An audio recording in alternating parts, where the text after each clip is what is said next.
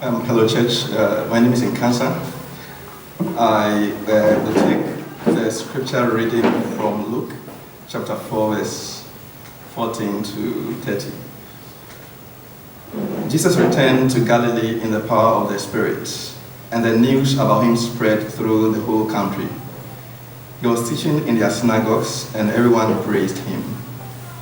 He went to Nazareth, where he had been brought up, and on the Sabbath day he went into the synagogue, as was his custom. He stood up to read, and the scroll of the prophet Isaiah was handed to him. Unrolling it, he found the place where it is written, "The Spirit of the Lord is on me, because he has anointed me to proclaim good news to the poor. He has sent me to proclaim freedom for the prisoners, and recovery of sight for the blind, to set the oppressed free, to proclaim the year of the Lord's favor." Then he rolled up the scroll, gave it back to the attendant, and sat down. The eyes of everyone in the synagogue were fastened on him. He began by saying to them, "Today this scripture is fulfilled in your hearing." All spoke well of him and were amazed at the gracious words that came from his lips. "Isn't this Joseph's son?" they asked. Jesus said to them, "Surely you will quote this proverb to me, 'Physicians, heal yourself.' And you will tell me, 'Do here in your hometown what we have heard that you did in Capernaum.' Truly I tell you," he continued, "no prophet is accepted in his hometown. I assure you that there were many widows in Israel in Elijah's time, when the sky was shut for 3.5 years, and there was a severe famine throughout the land. Yet Elijah was not sent to any of them, but to a widow in Zarephath, in the region of Sidon. And there were many in Israel with leprosy in the time of Elijah the prophet. Yet not one of them was cleansed, only Naaman the Syrian." All the people in the synagogue were furious when they heard this. They got up, drove him out of the town, and took him to the brow of the hill on which the town was built, in order to throw him off the cliff. But he walked right through the crowd and went on his way. Here ends the reading of the word. Thank you.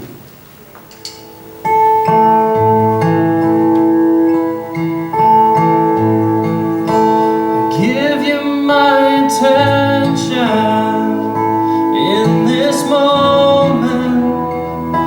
Here I find your eyes are on me. Help me to be silent and to listen and hear you speak the truth that sets me free. Give you my attention in this moment. Here I find your eyes are on me. Help me to be silent and to listen and hear you speak the truth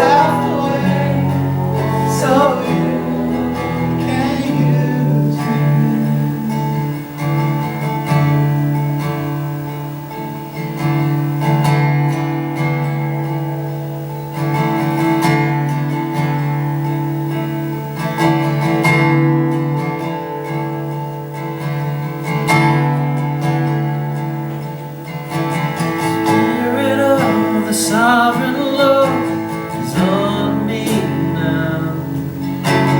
Love to speak, to heal, to breathe. The spirit of the sovereign Lord is on me now, giving life.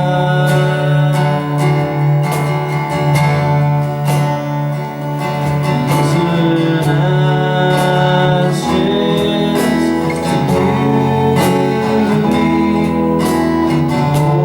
mourning,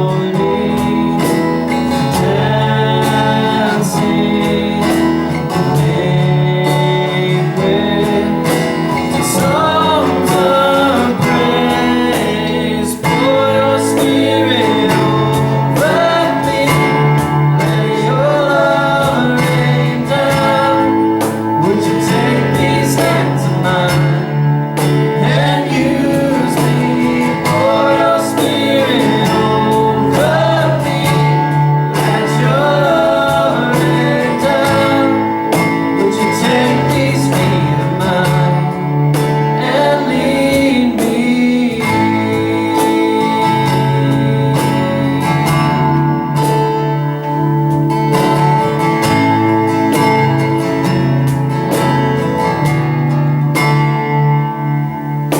The spirit of the sovereign Lord is on me now, to go, to free, to give, to feed. The spirit of the sovereign Lord is on me now, spreading love.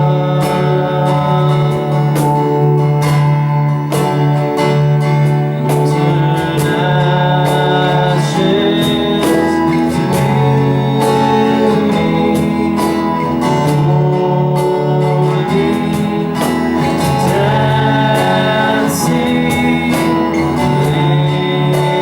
language, songs of praise. Pour your spirit over me. Let your love rain down. Would you take these hands of mine and use me? Pour your spirit over me. Let your love rain down. Would you take these feet of mine and lead me? You lead me to the poor, 'cause that's where you are. You lead me to the weak, 'cause that's where you are. You lead me to the lost, 'cause that's where you are. Lord, I wanna be where you are. So pour your spirit over me. Let your love rain down. Would you take these hands of mine and use me?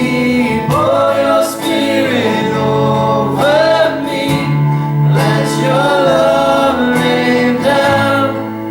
Would you take these feet of mine and lead me?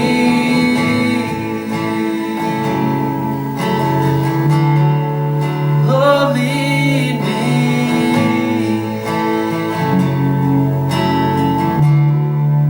Lord, use me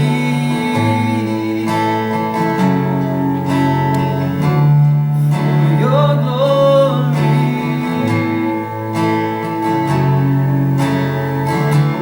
for your glory.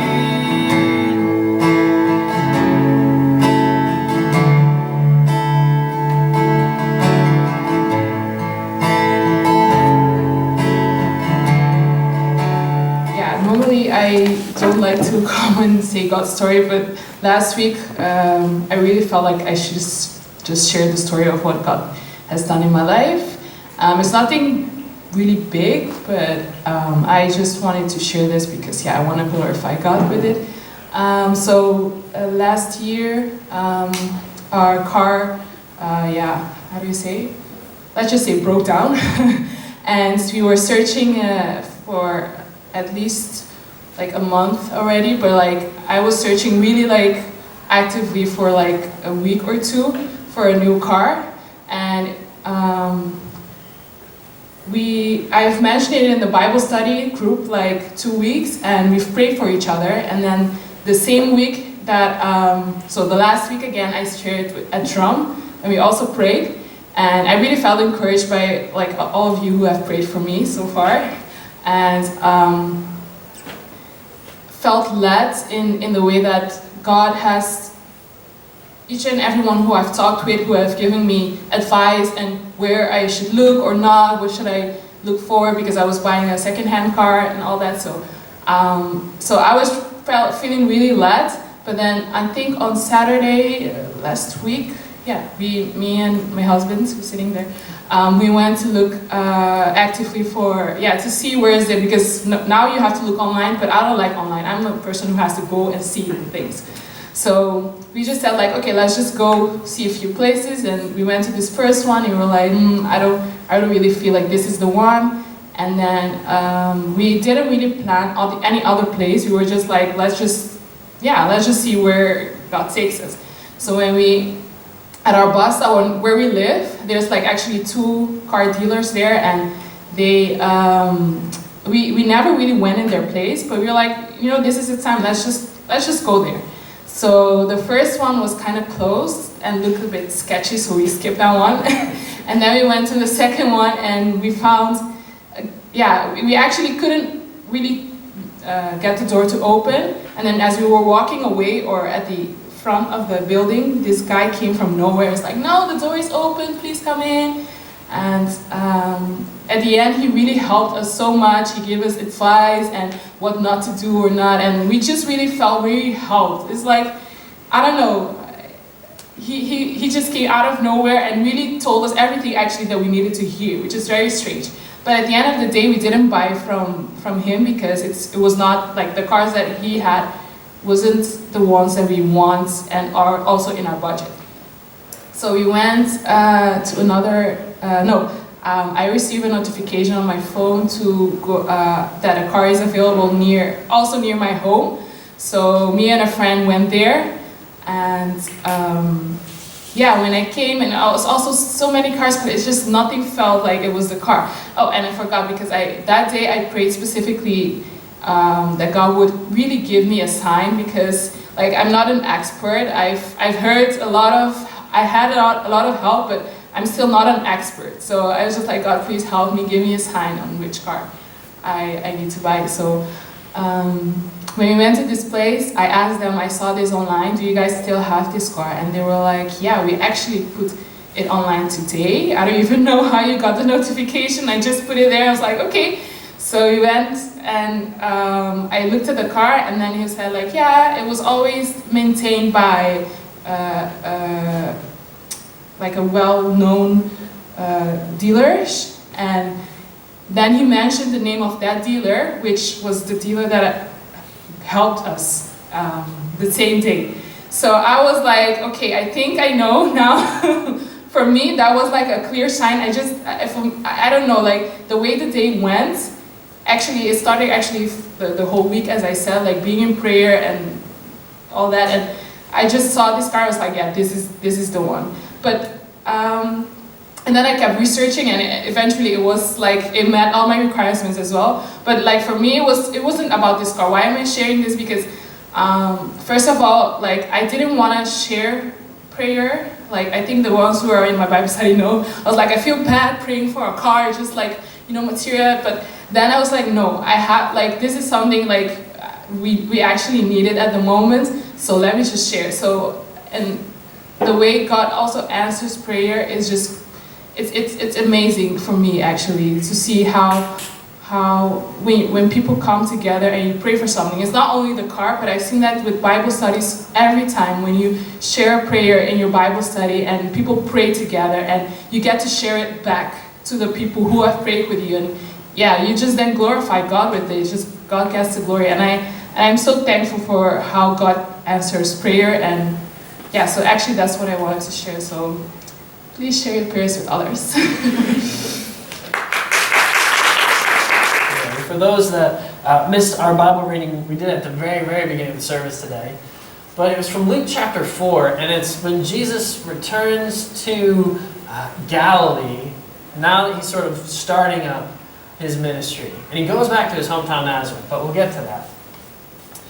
An important thing to start out with, which we'll kind of cover the rest of today. The Roman occupation of Israel in Jesus' time, they were bad. What they did was bad. The government was not a good government. The way that the occupation was run, just as every other sort of dominating government has throughout history, was not good. It had the similar problems where not everyone is considered equal. And so we can repress, or we can even kill off people we want to because we want to, and you can't do anything about it. It wasn't a direct slavery, and yet they had those things where they could just say, you stop whatever you're doing, you have to help me because I am from this Roman government at the time. Which plays into what Jesus says later. If you ever remember, if someone asked you to go a mile with them, go 2. That probably had to do with Roman soldiers who could just say, you have to walk a mile with me. So you have those typical things that they would kill off the people they felt like they were just entitled with it. They mocked the Jewish people for their faith with various things that happened in their time frame. And then they would make the victims have to be the ones who were threatening so that they could hurt more of them. And as happens with political despots, you have a man who feels like he should be treated as king, as not only king, but as God. You had the Roman emperor who put himself forward as a god and expected that kind of treatment at times. So all of this to say, it was bad. It's amazing that the man who walks on the scene, he says, I am very nature God. So he didn't require himself to be treated the way the other man who wasn't God thought he should be treated. So, know that I realize this, and the people in Jesus' time in Israel realized this. Rome is bad news. And what they're doing is not good, and it's not allowing us to worship God the way that we're called to. Understanding that will play into the rest of this story. So we're told that it wasn't just the Romans who did bad stuff. Even some of the Jewish government did things. And so a Jewish sort of under king, Herod, had thrown John the Baptist, who was this prophet that was a sort of friend of Jesus. He'd thrown him in jail. And we're told that after John was thrown in jail, then Jesus returned into Galilee. So that's why we know that we're here in Luke 4, and Jesus returning to Galilee, and that comes after John 3 and 4, which we've looked at the last few weeks, if you're interested in the timeline as we go through Jesus' life. So John is thrown in jail, and Jesus returns to Galilee, and he's doing some miraculous things, like we saw last week. He was in Cana, and he did a long-distance miracle. And then Jesus goes back to his hometown of Nazareth. Now let's just give a little background on Nazareth and what it would have been like in Jesus' time. So Nazareth was a small city. We don't know exactly what the population was, but it was probably between 300, at most 1,500 people. Which I know can seem broad, but I think everyone realizes 300, 1,500, any of those is small, right? How many of you grew up in a place that was 1,500 people or less? Got one. Village life, right? It's a thing. My parents grew up in communities that were closer to that, and it was kind of interesting, like when we'd be taken in. So Jesus grew up in a place, there's not likely a whole lot of people. Everybody knows everybody and knows what goes on there. The village was no more than 10 acres, which I don't know how many of you can think in acres and know what that looks like. Let's just compare it with Maastricht. So Maastricht, this city, is 60 kilometers squared. So 60 kilometers. Nazareth would have been 1/10 of a kilometer squared. So I think like the size of the MECC is about as big as the village that we're talking about. Like, oh, this building is so big. What if it was your village? So Nazareth is this very small place. There's no like public sewers. There aren't public governmental buildings that are there. It's a village. But it was also in this area of Israel that was very fertile ground. There was a saying at the time that it was easier to grow, to raise 10 tons of fruit than one child in that area, in Galilee, because there's just so fertile land, so much could grow there. That was easier than having to put the time into a child. So this community that Jesus grew up in, this village that he spent a lot of time around, would have been seen as a very conservative, all-Jewish community. They were probably very devout people. They wanted to hold on to their culture and their religion and their faith, and were able to do that in this sort of small village way. But at the same time, it was in view of some other bigger cities and trade routes. So Galilee is kind of like hilly, and so this would have been built up on a hill, and they could see some of these other cities that were more metropolitan. So it's kind of this mix. Jesus probably grew up in a way in a closed society, but also one that could kind of see it, and you could be that like kid who's like running out to the side of the city and you see large like packs of camels with merchants on them going between their cities, Romans that are traveling along as well. Maybe he saw armies as they marched across. Wouldn't stop in Nazareth because there was nothing there, but would have sort of seen some of this. So you get a bit of both sides of that. They wouldn't have been cut off, at least from all of the news, because they, like many of the people, would travel to Jerusalem at least once a year for these celebrations. We're told that happened with Jesus, that he and his family, they'd gone over Passover to the capital city. So they didn't only stay in their village, they got around, they got to see things. And they knew the troubles that came from Rome. So that's a bit of the setting Jesus walks into. And it was funny, we saw in the Gospel of John that one of these men that becomes a disciple of Jesus said, "Can anything good come out of Nazareth? Really? What's there?" And Jesus likely takes this guy to Nazareth. Like, hey, well, you can see it. Check it out. Here's my hometown. Here we go. And we're told Jesus is there on the Sabbath, and he goes into the synagogue to speak. A usual synagogue service probably would look sort of similar to how we see some church stuff now. How our services go, where there's like an opening prayer, words of praise to God, and then they'd have various Bible readings. One of them would be taken from the Torah, which is from the first 5 books of the Bible: Genesis, Exodus, Leviticus, Numbers, Deuteronomy, from the law. So they'd have a reading from that.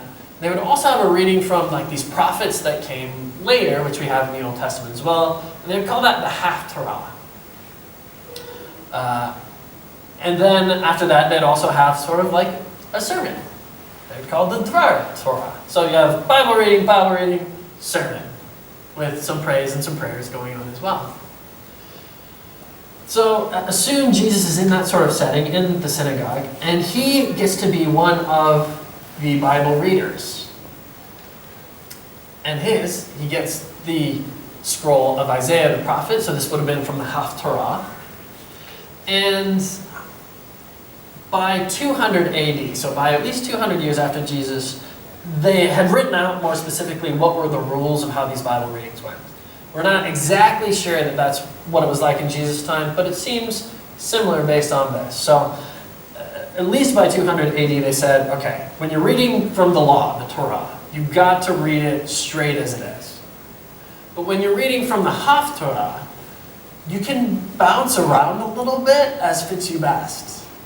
They were allowed to move some and not read it word for word. or just straight word for word. And Jesus, when he gets up, he takes the scroll of Isaiah and he starts to read from Isaiah 61. But then he bounces back for a second to Isaiah 58. And then he goes back to Isaiah 61 and does verse 2, but not all of it, and doesn't continue after. So Jesus bounces around a bit like we would have seen in the time at least 200 years after Jesus. Because Jesus is trying to make a point. So it seems that's why he's doing it. Because all storytelling is editing, right? Like, anytime you tell a story, there's parts you put in, there's stuff you leave out. And there's a reason for what you put in, there's a reason for what you leave out. And that's going to play into what Jesus is doing here. So Jesus begins with, the Spirit of the Sovereign Lord is on me, because he's anointed me to preach good news to the poor. And he starts going through this. It seems to be taken from the Greek translation of the Old Testament, for what that's worth, in one of the verses. Bounces to 58 and kind of leaves out this one portion of he sent me to comfort those whose hearts are broken. And gets back into Isaiah 61, 2, and ends with, he sent me to announce the time when the Lord will show his kindness or his favor. But Jesus leaves out the time when our God will punish evil people. And he leaves out what happens in verse 3, verse 4, and verse 5, etc. of Isaiah 61. Now, why does Jesus do this? Two quick answers that seem to be at play, especially with how it goes further. For one, Jesus, when he sits down and the people look at him, he says, today this has been fulfilled in your hearing. This is me. I'm the one who is fulfilling what's here. So Jesus is somewhat splitting up what happens at his first coming, and then what we believe he will come back again, and in a second coming he'll do some more of this putting things right, bringing justice in places where there hasn't been yet. So it seems like Jesus sort of edits what he puts in because of the timing of things, of saying, okay, this is what's happening now, and leaves it out. But a second part of that answer is a bit about who he's talking to and their prejudices. Because if you would have been someone growing up around Nazareth, this conservative, all Jewish community, Isaiah 61 would have been one of your favorite chapters. It was something that talked, and they all realized, oh, this seems like this is the time when the Messiah will come. And lots of songs today are happy and nice and use Isaiah 61, 1 through 3, kind of like one of the songs we sang today. Of, he'll come and he'll preach good news to the poor, he'll set captives free, he'll do these things. But most of those songs leave out the whole, like, he'll punish the evildoer. And what goes later. But man, if you were a little kid in Jesus' time, Isaiah 61, like, punishing the evildoer would have not felt weird to you. That would have been exactly what you were looking for. Because as I said, Rome was pretty evil. The stuff that was going on was bad, and they're looking forward to the Messiah coming and setting it right. And so God's going to judge those evil people who are controlling you and keeping you from worship. Oh, that starts to get to be the good stuff. And it doesn't end there with Isaiah 61. It gets better. Because it says, I'm going to rebuild all of these cities, and you'll be the people that will get to rebuild what you have. Yes, good. All the things that have been torn down by these the Romans, the Babylonians, the Assyrians before them, they'd had a bad string of fights with people. So all these things are going to get rebuilt? Yes, good. And then, gets better. Foreigners are going to come, and they will be the ones who are working your fields and your vineyards. So these bad people are now going to be the ones working for you. Even better. While you all get to be the priests of God that can focus on worshiping God. This sounds like a religious dream. Bad people get punished, then they get to help you by doing all the hard labor for you so that you don't have to do the hard labor. You can focus on worshiping God. Isn't that what God would want? Isn't that the way it should be? And Jesus, he starts And then he just leaves out all the good parts.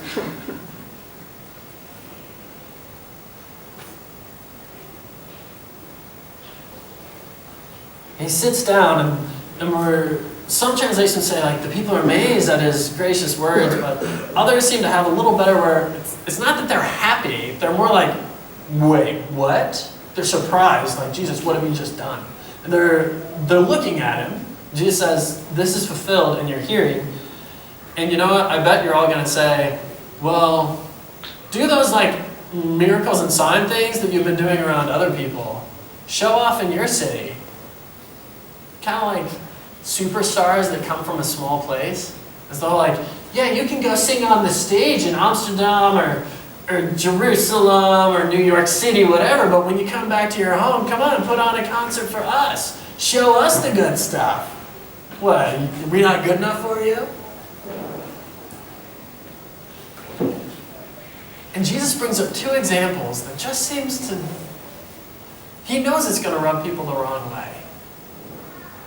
But that doesn't keep him from doing it. He says, you all love what God has done. You all are concerned, religious people. You've read through these things. Remember what happened back with our prophet Elijah? When there was so much like hunger and there was no rain that was going on. And then God sends Elijah, our Israelite prophet, to this foreign poor widow who is kind of giving up on life at that moment. And when she's first asked to help, she's like, I don't feel like it. But the prophet talks her into it. And because of her obedience to help the prophet, God provides food for her and for her son all throughout this famine. God did this incredible miracle for one of those foreigner people. And did he do it for any of the Jewish people in that time? Nope. Jesus isn't done yet. This is, oh, and remember the prophet that followed him, the prophet Elisha? Yeah, that time where there was this foreign general. This gets even worse. Like a foreign general who would fight against the Israelites. And he has the skin disease like leprosy, something of that sort. And he comes to Israel and is told, there's some prophet among you all that can heal me. And he gets pointed to Elisha. So he goes to Elisha. He's told what to do. At first he doesn't like it. But eventually he obediently humbles himself to what he's told to do. And when he does, he gets healed of the skin disease. He's like, how many people had those same diseases in Israel in that time? But we're not told they were healed, just the foreign general guy. So Jesus...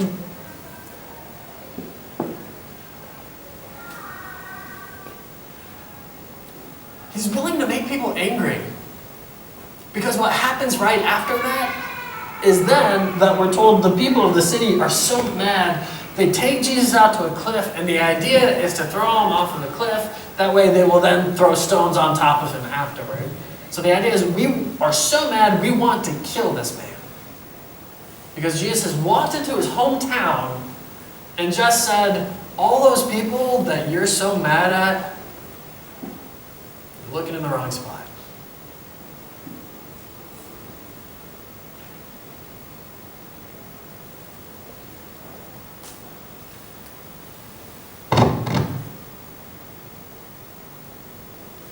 So often, it's easy for us to complain about stuff going on in our lives and to see us as the ones who don't get the fair end of the deal.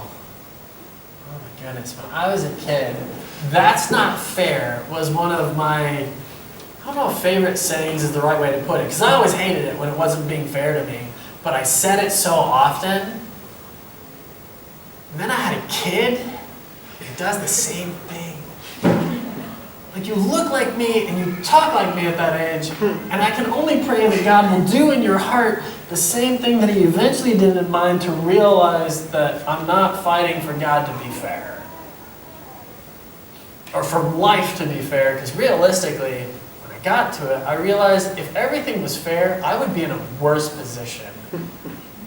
If God was really fair to me, I would get a lot more judgment against me than I have. So to realize God's mercy and to choose that has been a process for me. And I wonder how that will go for my son. But I don't think it just runs in the Lunders family and lineage. I have seen that in humanity. So many people, that's not fair. That's not fair. And we fight for what's fair. Because we think if we got what was fair, then we could do all those things to other people that have been doing things we didn't like. That's probably what's happening in Nazareth at that time. That they're thinking, man, we're waiting for when the tables are turned, so that instead of them repressing us, we can be repressing them. Ah! And it's not the way Jesus walked into a situation. We sometimes think that political progress or societal progress will solve our personal problems. But Jesus came to have us look at ourselves and see the problems that we have, the things that are in our hearts that are causing those. Even yesterday, as I was preparing this sermon or thinking through it again, I had music playing in the background, and I wasn't looking for a song that would connect. I wasn't trying to find extra stuff. I was just listening to music. But I heard this song by an American Christian rapper named Propaganda, who has some good spoken word stuff. Those of you who know that I like spoken word stuff, so that came on, and it hit me, and it fit so well. Because in his song, the first two verses are all about how things in sort of the American governmental system aren't working to help everybody. And he points out some really good things to think about. And sort of how mad he is at it, or how he feels like he could push against it. But then the third verse, he switches the perspective. And instead of him speaking to others, it's Jesus talking to him. And this is some of what sort of Jesus says in the song to him. Kingdoms come and go, and thrones get thrown to oblivion, and I am not at all shook in any way by Satan. You ain't trying realizing what you're really running from and what you're really fighting for. It's a frightening indictment that even if all these world problems are solved, it wouldn't resolve what you're actually looking for. And it's not like these problems, they don't need to be addressed, but fixing systemic issues, it ain't the source of your rest or satisfaction. And I know what your life's worth, but the work of a man's hands, it has never quenched his thirst.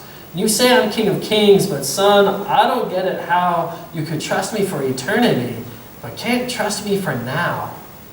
Hoping in a broken system to fix what's broken in us, it's not working, is it?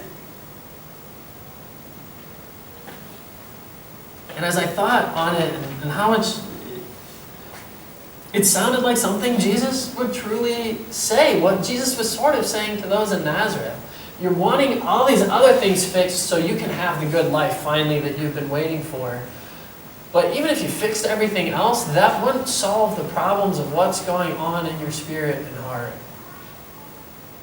And it honestly wouldn't make it fair for everyone, because we humans, we're really good at finding ways to take advantage of other people.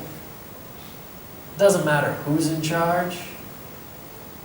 When you look around the world, I can point the finger at America easily, but we can point the finger at any country and how things aren't all as they should be there, because nowhere walks truly as the kingdom of God is supposed to be in total.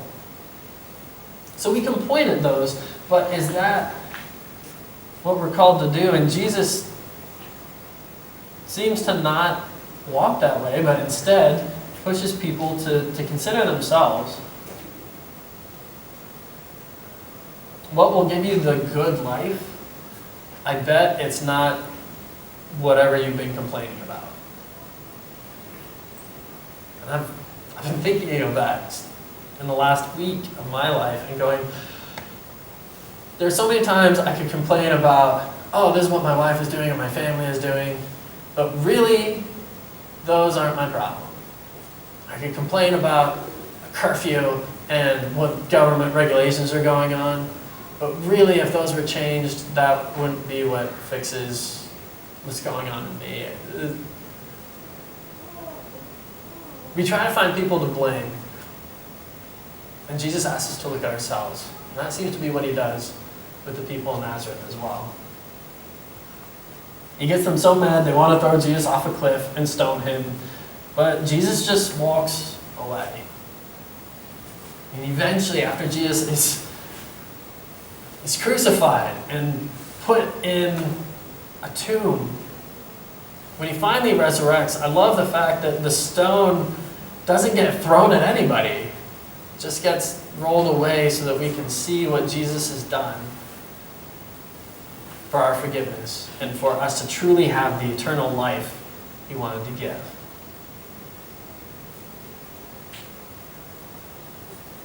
So that happens in Nazareth. Jesus walks away, and then we're told that he sort of relocates his home to Capernaum, another city, a bigger city in the area. And he's in the synagogue there one day, talking, doing the same thing, just like he was in a synagogue in Nazareth. And we're told that a demon-possessed man starts speaking while Jesus is there, and the demon calls out and says, "Jesus of Nazareth, what do you have to do with us?" And I think this was the first time it struck me. Jesus of Nazareth.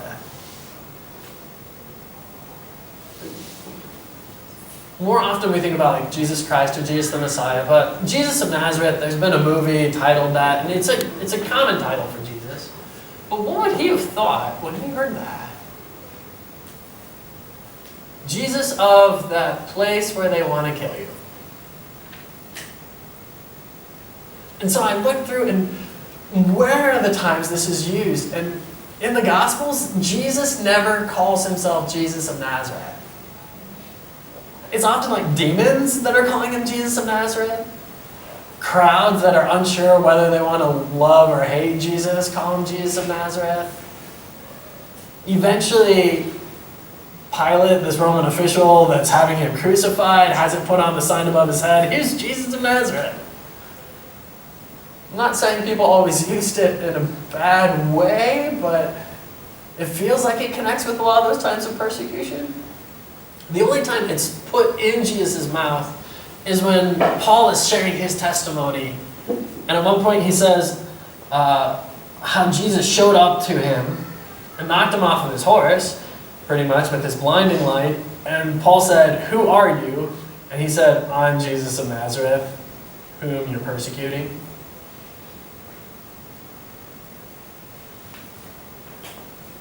So that was just, I wonder what Jesus felt like when he thought about his hometown.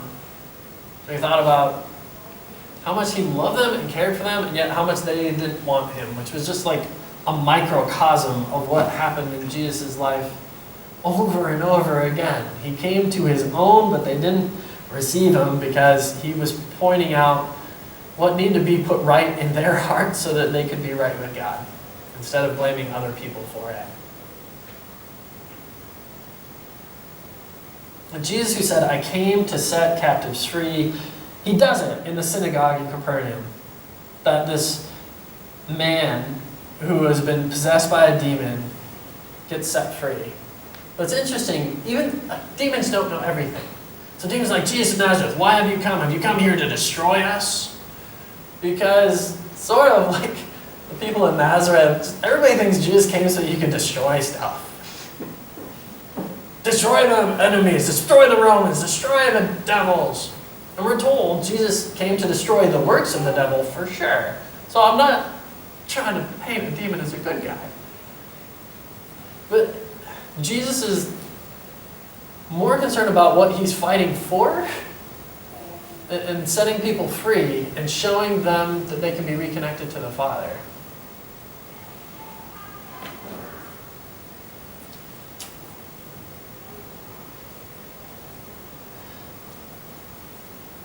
So what's the resolution of this? It's sometimes hard to know. I think Jesus left it unresolved somewhat with people. Like, hey, here's you. What are you going to do with that? So maybe that's what I hope to leave you with today, is think of your own life. Not what are all the other things you could complain about, but I don't know, what do you blame for holding yourself back in any area of your life? What is it that you like to blame? And how can you instead surrender that to God and start looking at yourself? Surrender can be tough. That can be one of the hardest things, to go, I got no one else to blame but me. Or, yes, there's stuff that needs to get resolved, but I first need to resolve what's going on in my own life. Kind of fits with when Jesus said to some people, like, why are you trying to take the like splinters out of someone else's eye when you have got like a whole log coming out of your own? Jesus asks us to consider those. What is it that we can do there? So here's just sort of Jesus' life step. After you've thought through what are those things that you complain about, or those things that you blame, who can you connect with that, and then start praying for that person, or people group, or governmental leader, whoever that is. Jesus told us to love our enemies and pray for those who persecute us. And not the kind of prayers that seem to be going on in Nazareth. Dear God, destroy those evil people. But instead, pray the kind of things that persecuted Christians throughout the ages have prayed, going first back to Jesus. And he's about to be crucified, and he says, Father, forgive them, because they don't know what they're doing. Stephen, when he's being martyred, he prays the same thing. Like, pray for people to find the forgiveness in Christ. So that's a step you can take from this. Instead of letting yourself be angry at something or complaining about others, who can you pray for? I and my wife Christine have both found that in our lives, of those times when we choose to pray for the people that are annoying us strongly, or who are making us feel very unsettled, that God starts to work as much in our hearts in that process, but then also in the situations. But let me pray for you quick. Heavenly Father, thank you. Thank you for loving us through all of our messiness. And all the times that we point the fingers at others, thank you for loving us enough to keep working on us and changing us. But also, help us to know when we should stand up and speak up, how we can be part of your work in this world to help your kingdom come and your will be done here on earth. So may we be praying that, may we be living it as well, so that we can keep in balance these two things of allowing your grace to change us, but also showing grace towards others.